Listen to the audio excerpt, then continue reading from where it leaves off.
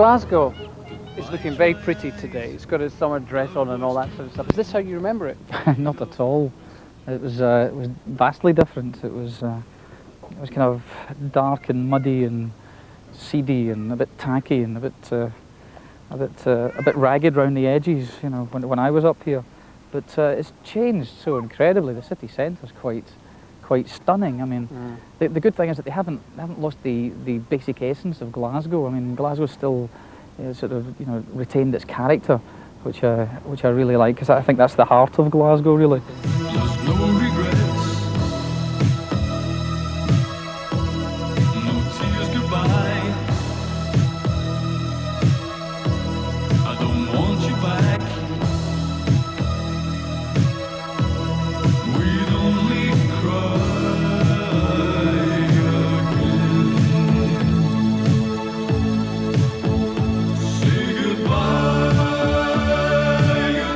again.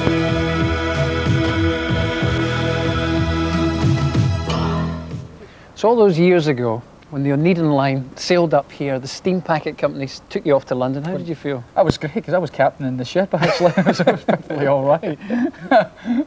Southbound young man.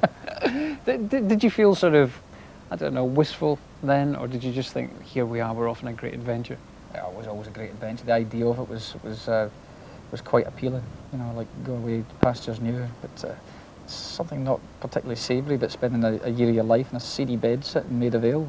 Once upon a time, you're in this band, Salvation, which I have to say, my father went to see. Oh, please. No, I did get to see it. What was your recollection? What were your memories of those days, doing the dance halls and stuff like that? It was funny. I mean, I've called it the human jukebox phase, because that's basically what you were. You know, in order to survive in the sort of the very limited music scene there was up here at the time, you had to play top 40 records. So one minute you were Roxy Music, the next minute you were T-Rex, next minute, you know, whatever, you know, it's Gilbert or Sullivan or whatever.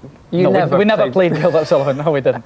But you know, you had to be fairly versatile, which didn't leave an awful lot of scope for writing your own stuff. And when you did write your own stuff, you could tell exactly what phase you were going through at the time. You know, one song was, you know, Cockney Rebel, and the next song sounded a bit like David Bowie. You know, so it was very difficult to try and break out of that. So you're away from Glasgow. You've got what you think are great songwriters, great management, and great success. You're on top of the pops, and you're dressed as a monk. I mean, you must have had at least ambivalent feelings about that. Well, I had no feelings at all. I was slightly hungover. My manager at the time, wonderful character. We were in London for the first time, big record, about to do a video. Mike Mansfield was going to direct this thing, and they took us out to a Greek restaurant the night before and got us absolutely sloshed. I couldn't believe this. I mean, I've never been that bad in my life. And then we turn up in the morning feeling very delicate indeed, young lads, and very unused to that kind of lifestyle. And Mike Mansfield said, put this monk's outfit on, and we just kind of went, oh, okay, you know. And then said, hang on to these ropes, and it was fine. You know, I was in no state to argue. I'm still trying to figure out what it's got to do with the song. I made you a promise, I vowed I would keep. The candle still burning, the river runs deep. My love, didn't you know, didn't you feel? Couldn't you tell that it was real? Couldn't you tell that it was real? We hadn't actually thought about being sort of, you know, tarred with this teeny bopper brush. Once you are tarred with it, it's very difficult to shake it off. Not many people can actually grow through that or step on from that into something else. There's something quite nice about having, you know, thousands of screaming girls throwing various parts of their underwear at you, which hasn't happened for a long time, fun enough. No, that side of it was good. The bad side was how it got a bit nasty towards the end. We ended up, the songs were getting so banal, we just refused to record them anymore. You then go and do something completely the opposite. You join, what to me, in my recollection, were the bad boys, the rich kids. They were a bit punky, weren't they? Well, yeah, because Glenn Matlock, who was the founder of the band, really, the founding member of the band, was an ex-Sex Pistol. But he was a squeaky clean boy next door. He was a good lad, you know. He was, you know, I think he kind of found himself in the Pistols really, and woke up one morning thinking, what am I doing here? You know? So I left Glasgow to go down to London and join up with them.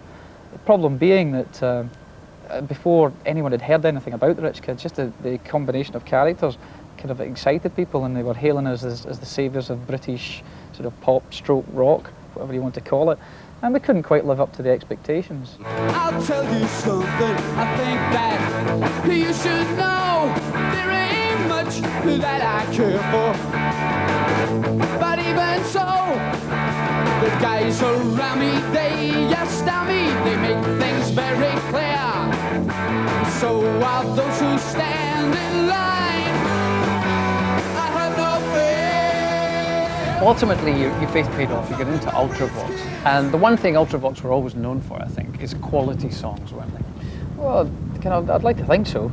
When we started, it was such an interesting thing to do because everything seemed to be against us. You know, when I joined up with the guys from Ultravox, they just lost a singer and a guitar player, and they had no record company. They'd just been dropped by the record company with no management, and we were all kind of like orphans, musical orphans. And when we got together and managed to scrape together, it was so exciting, we managed to scrape together enough money for rehearsals to go in and start trying to write together that we didn't really realise what we had when we started this.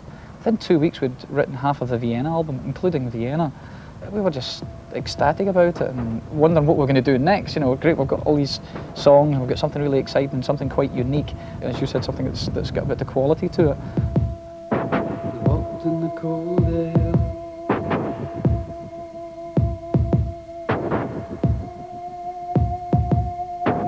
freezing breath on a window pane, lying and waiting.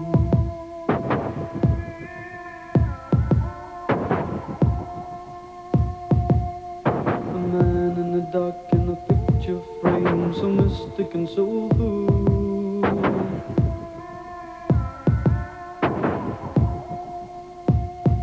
A voice reaching out in a piercing cry, it stays with you until. I read that it was maybe a wee bit on the pretentious side. Hey, what? No, the song had a power. I mean, it was lyrical imagery. I mean, I can't say that they are, you know, incredible songs, but they had atmosphere to them. They were different. They were very unique sounding. Ultravox sounded like no one else. A lot of other people started to sound like Ultravox, which I think is the ultimate accolade. There's no way we can look back in your career without touching on Band-Aid, which obviously you've talked a lot about, but I'm just wondering now, with the benefit of hindsight, if there's one instance that you can pinpoint as being the time where you thought, this is just getting too big and it's running away with me now. A few instances. That was most of the meetings that we'd have. I mean, when it all kind of started and started snowballing, we'd have the Band-Aid Trust meetings. That's the body of people who we put together, including ourselves. It was management and concert promoters and music business lawyer and set up London accountants there to oversee the running of this money. You know, because it's a lot of money to be responsible for.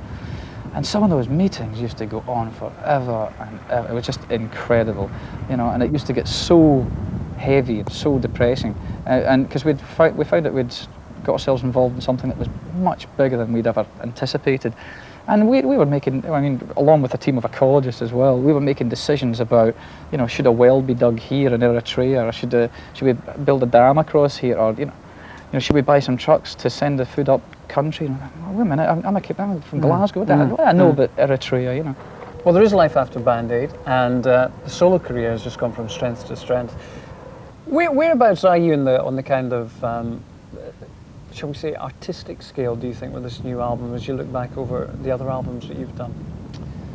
I don't know. I think it's. I think the music's progressed. It's funny. I think it's, in a way, it's stronger to me anyway than what I did with Ultravox, and most of the stuff I did with Ultravox.